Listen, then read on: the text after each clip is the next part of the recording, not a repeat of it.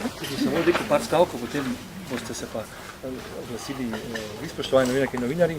Najprej v celoti bom upošteval vajin na svet in bom aktiven do konca, do zadnjega dneva, kot ste rekli. Malo sem vaju čakal, če boste omenili ustanovitev okoljskega centra. Sem hvaležen, ker ste to omenili. To je bila naš skupni projekt. Mogoče ima še nekaj rezerv, ampak mislim, da smo šli v pravo smer. Drugače pa samo dve misli. Prva je vezana na to, na kateri strani je minister, ko so v vladni proceduri ali pa na vladnih razpravah ali pa v parlamentu ali pa v javnosti interesi gospodarstva, prometa, kmetijstva in pa vedno odprto vprašanje odnosa do okolja, do narave. Morda je vaš vtis drugačen, ampak kada sem bil v dilemi, sem se jaz vedno postavil na stran narave. To je moja primarna naloga. Seveda sem bil pa tisti minister, ki sem vedno iskal rešitve. In tukaj bi ponovil ta kritika, ki je bila rečena in jo respektiram. To je največji uspeh tega mandata.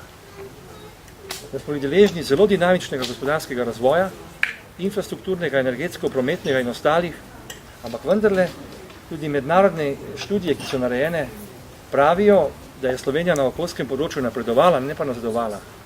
In najtežje napreduješ takrat, ker si v veliki gospodarski, rekel, pozitivnem gospodarskem ciklusu. Takrat se lahko zgodi nevarnost, da se pozabi na trajnostne in okoljske učinke hitrega gospodarskega razvoja. In seveda, jaz tega nisem obešal na veliki zvon. Sem pa poskušal tako ravnati.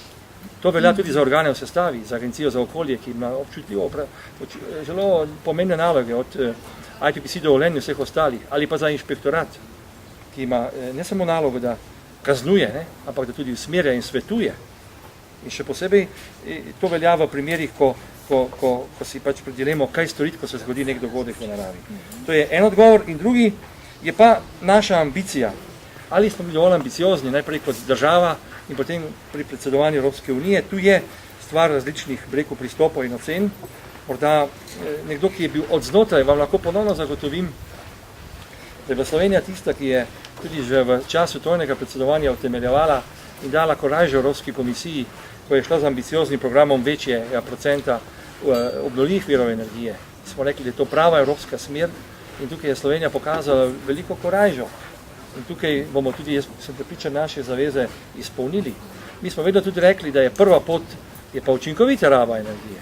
In to, hvala, ker bi omenil akcijski načrt za učinkovito rabo energije, ker ga samo v tem uvodu nisem omenil in tudi prinaša konkreten denar v obliki finančnih spodbud, torej, ki so neposredne subvencije.